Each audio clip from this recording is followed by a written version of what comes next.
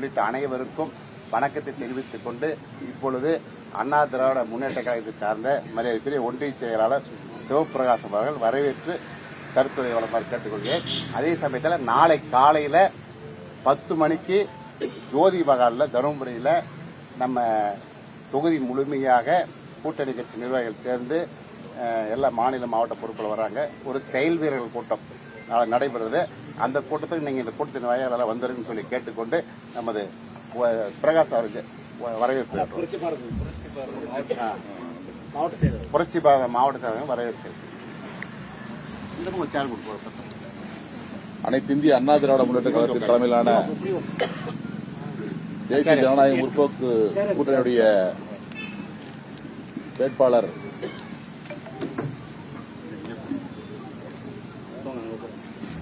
நமது இதயம் புரட்சித்தலை அம்மாவுடைய ஆசியுடனும் புரட்சித்தலை எம்ஜிஆருடைய ஆசியுடனும் எங்கள் இயக்கத்தினுடைய பொதுச் செயலாளர் வருங்கால முதலமைச்சர் அண்ணன் எடப்பாடியுடைய ஆசியுடனும்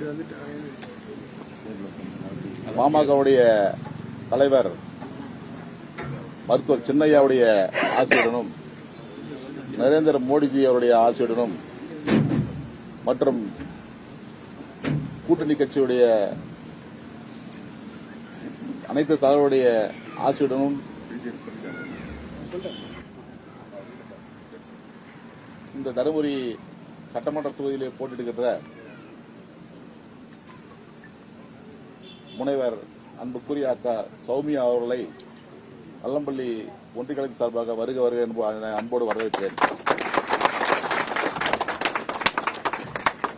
மேலும் நிகழ்ச்சியில் பங்கு பெற்றிருக்கின்ற பாட்டாளி மக்கள் கட்சியுடைய மாவட்ட செயலாளர் அருமையான வெங்கடேசன் அவர்களையும் அமமுக கட்சியுடைய மாவட்ட ஒன்றிய செயலாளர் அருமையானார் கணேசன் அவர்களையும் மற்றும் நிகழ்ச்சியில் பங்கு பெற்றிருக்கின்ற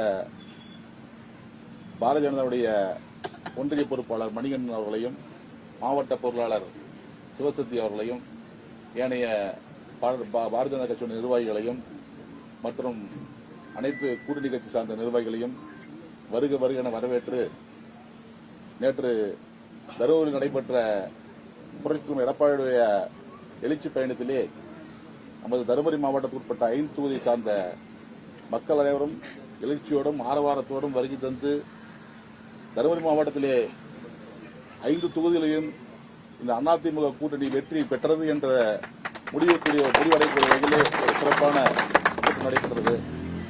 அந்த கூட்டத்திலே பார்க்கும் பொழுது புரட்சித்தலைவர் ஐயா எடப்பாடியார் அவர்கள் நம்முடைய வேட்பாளர் அக்கா சௌமியா அவர்களை பற்றி பேசும்பொழுது தமிழகம் முழுவதும் பெண்களுடைய பாதுகாப்பு குறித்து எடுத்துரைத்து பெண்களுடைய விழிப்புணர்வு ஏற்படக்கூடிய ஒரு சமூக சேவையை செய்து கொண்டிருக்கின்றார் என்று சொல்லும்போது உண்மையிலே தருமபுரி சட்டமன்றத்திற்கு அவர் கிடைத்திருக்கின்றது நமக்கு ஒரு வரமாக இருக்கிறது.